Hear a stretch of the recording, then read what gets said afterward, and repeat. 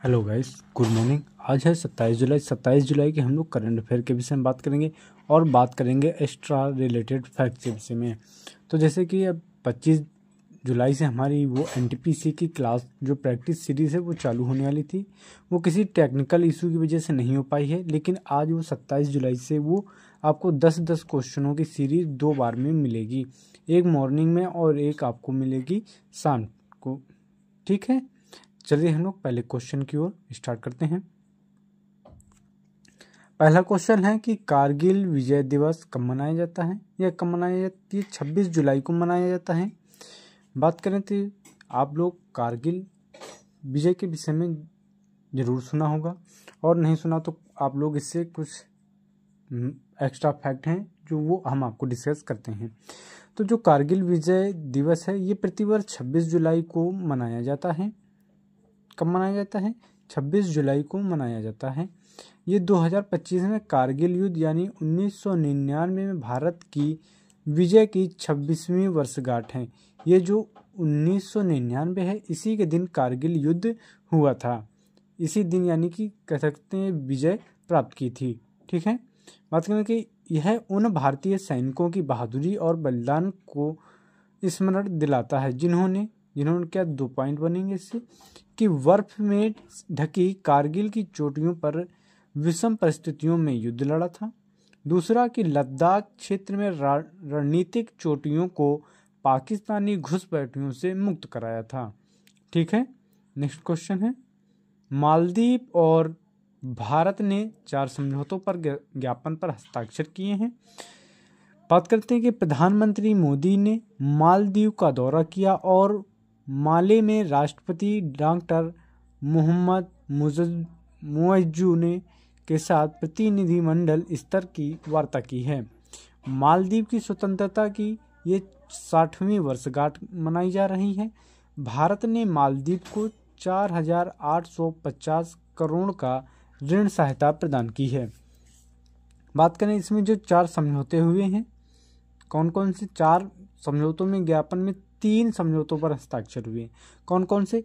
तो मत्स्य पालन और जलीय कृषि, डिजिटल समाधान और भारतीय औषधि कोष को मान्यता। आपसे जो क्वेश्चन पूछा जाएगा वो कैसे पूछा जाएगा कि मत्स्य पालन और जलीय कृषि पालन जो समझौता है वो किस देश के साथ हुआ है या किस द्वीप के साथ हुआ है, ये आपसे पूछा जाए। इन 3 टॉपिक में किसी से भी एक क्वेश्चन बनाकर वो आपको एग्जाम में पूछेगा। ठीक है, नेक्स्ट बात करते हैं कि ब्रिटेन की सबसे महान जैज गायिका क्योलोलेन का 97 वर्ष की आयु में निधन हो गया है। वियोलेन का 97 वर्ष की आयु में निधन हो गया। वे अपनी कर्कश कॉन्ट्राल्टो आवाज के लिए प्रसिद्ध थीं। जैज संगीत को ब्रिटेन सबसे बड़ा उपहार मानता था। वे 1997 में डेम नाइटहुड के समकक्ष महिला की उपाधि पाने वाली पहली ब्रिटिश जैज कलाकार बनी थी। उनका जन्म 1927 में क्लेमेंटीना दीना कैपबेल के रूप में हुआ था। ब्रिटिश होने के बावजूद वे अमेरिकी जैज जगत के अपने प्रभावशाली उपस्थिति के लिए जानी जाती थी। अब बात करें कि इसका जो क्वेश्चन बनेगा वो कैसा बनेगा, तो आपसे पूछेगा कि जैज जो गायिका हैं इनका नाम पूछेगा कि क्योलोलेन किस क्षेत्र से संबंधित है। तो जैसे क्रिकेट, फुटबॉल या इनमें से सभी से ऑप्शन दिए जाएंगे और पूछा जाएगा। उसमें जो आपका है वो आपका संगीत भी इंक्लूड रहेगा। तो हमारा जो राइट आंसर रहेगा वो संगीत रहेगा। नेक्स्ट बात करते हैं कि आईआईटी गुवाहाटी की टीम ने बांस को ऑटोमोबाइल के लिए तैयार किया है। किसको? बांस को। अगर बात करें कि आपसे जो क्वेश्चन पूछा जाएगा वो पूछा जाए कि आईआईटी गुवाहाटी ने ऑटोमोबाइल के लिए किस चीज़ को तैयार किया है, तो वो बांस को रहेगा या लकड़ी ऑप्शन में रहेगी। आईआईटी गुवाहाटी के शोधकर्ताओं ने एक पर्यावरण अनुकूल मिश्रित सामग्री विकसित की है। यह सामग्री पूर्वोत्तर भारत की तीव्रता से बढ़ने वाली बांस की प्रजाति बम्बूसा टोल्दा से बनाई गई है। आपसे अगर ये बांस भी दिया जाएगा तो उसका नाम पूछा जाएगा, कौन सा? बाम्बूसा टोल्दा है, ये इसका नाम पूछा जाएगा। ठीक है, बात करें कि इसे बायोडिग्रेडेबल पॉलीमर के साथ मिलाकर टिकाऊ सामग्री के रूप में तैयार की गई है। नेक्स्ट क्वेश्चन कि रेलवे ने रचा इतिहास, भारत में पहली बार हाइड्रोजन कोच का परीक्षण किया गया है। आप लोगों को ये इंग्लिश में भी मैंने एक क्वेश्चन को इंक्लूड किया है। अगर आपको ये सफिशिएंट लगे तो आप लोग कमेंट में जरूर बताएं, तो आज आगे से आपको जो क्वेश्चन मिलेगा वो आपको ट्रांसलेट इंग्लिश में जरूर मिलेगा। जैसे कि railways has created history for the first time in India, hydrogen coach is tested. ठीक है, बात करते हैं कि भारत ने चेन्नई स्थित इंटीग्रल कोच फैक्ट्री ICF में अपने पहले हाइड्रोजन चलित रेल कोच का सफलतापूर्वक परीक्षण किया है। इस कोच को ड्राइविंग पावर कार कहा जाता है। भारत 1200 HP की हाइड्रोजन चलित ट्रेन विकसित कर रहा है, जिसका लक्ष्य रेलवे के लिए हाइड्रोजन का उपयोग करने वाले चुनिंदा देशों के समूह में शामिल होना है। यह पहल भारतीय रेलवे हाइड्रोजन फॉर हेरिटेज कार्यक्रम का हिस्सा है। नेक्स्ट बात करते हैं, भारत और सिंगापुर संयुक्त सैन्य अभ्यास बोल्ट कुरुक्षेत्र 2025 का आयोजन किया जा रहा है। इसमें जो आपको क्वेश्चन पूछा जाए कि भारत और सिंगापुर के बीच जो हुए अभ्यास का है वो नाम क्या है, तो वो बोल्ट कुरुक्षेत्र है।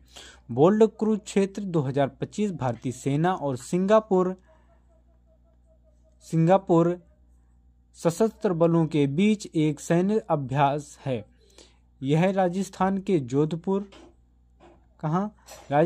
जोधपुर के रेगिस्तान के क्षेत्रों में आयोजित किया गया है। इस अभ्यास का उद्देश्य देशों के बीच अंतर संचालन और रक्षा सहयोग को बदलना है। बात करें कि यह वास्तविक समय में आधुनिक युद्ध सिमुलेशन और सामरिक तकनीकी क्षमताओं पर आधारित है। नेक्स्ट क्वेश्चन कि मध्य प्रदेश सरकार ने युवा प्रशिक्षाओं के लिए 6,000 रुपए की मासिक वजीफा की शुरुआत की है। मुख्यमंत्री डॉक्टर मोहन यादव ने इंटर्नशिप से संबंधित एक नई रोजगार पहल के अंतर्गत महिलाओं के लिए 6,000 और पुरुषों के लिए 5,000 मासिक वजीफा देने की घोषणा की है।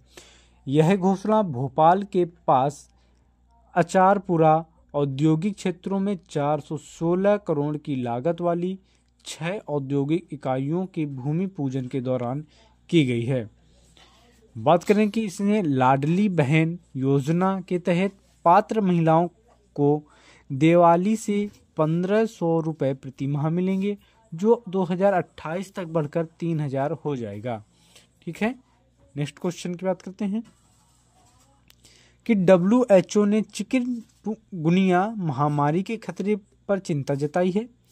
विश्व स्वास्थ्य संगठन यानी WHO ने संचालित वैश्विक चिकनगुनिया महामारी के बारे में चेतावनी जारी की है, जिसमें 2004 से 2005 के एक प्रकोप से इसकी भयावह समस्याएं बताई गई हैं और शीघ्र कार्रवाई का आग्रह किया गया है। चिकनगुनिया एक मच्छर जनित वायरस रोग है जो चिकनगुनिया वायरस के कारण होता है, जो अल्फा वायरस जीन्स का एक अपनाए वायरस है। CHIKV यानी कि कह सकते हैं कि विश्व स्वास्थ्य संगठन की जो है ये चिकनगुनिया महामारी, इसका शॉर्ट फॉर्म है कि पहली बार पहचान 1992 में संयुक्त गणराज्य तंजानिया में हुई थी। नेक्स्ट क्वेश्चन, इसरो के अध्यक्ष PV नारायण को JP विड़ला मेमोरियल पुरस्कार से प्रदान किया गया है। आपसे क्वेश्चन में जो पूछा जाएगा कि इसरो के अध्यक्ष PV नारायण को किस पुरस्कार से सम्मानित किया गया है, तो आपको ऑप्शन में मिलेगा जी.पी. बिरला मेमोरियल पुरस्कार। बात करें ये इसरो के वर्तमान अध्यक्ष और आंतरिक विभाग के सचिव डॉक्टर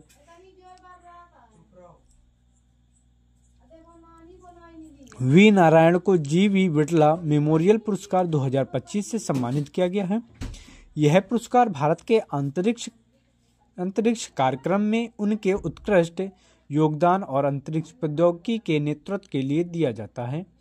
इसका नाम प्रसिद्ध उद्योगपति और समाज सेवी घनश्याम दास जी.पी. जिसे शॉर्ट फॉर्म कह सकते हैं बिरला के नाम पर रखा गया है। नेक्स्ट क्वेश्चन कि विश्व मैंग्रोव दिवस कब मनाया जाता है? तो ये 26 जुलाई को मनाया जाता है। विश्व मैंग्रोव दिवस हर साल 26 जुलाई को मनाया जाता है। यह मैंग्रोव पारिस्थितिकी तंत्र के बारे में जागरूकता, सुरक्षा और संरक्षण को बढ़ावा देता है। जुलाई 2015 में यूनेस्को के महाअधिवेशन के दौरान यह घोषित किया गया था। यह दिवस कोलंबियाई पर्यावरणविद गिलर्मो कैनो इसाजा की स्मृति में मनाया जाता है, जिनकी मैंग्रोव की रक्षा करते हुए मृत्यु हो गई। मैंग्रोव प्रकृति, तटीय ढाल और कर्षण सिंक के रूप में कार्य करते हैं, जो जलवायु परिवर्तन के शमन में मदद करते हैं। यह हो गया हमारे 27 जुलाई के करंट अफेयर और मिलते हैं नेक्स्ट वीडियो। अगर वीडियो अच्छा लगे तो चैनल को सब्सक्राइब और वीडियो को शेयर करना ना भूलें। मिलते हैं नेक्स्ट वीडियो में।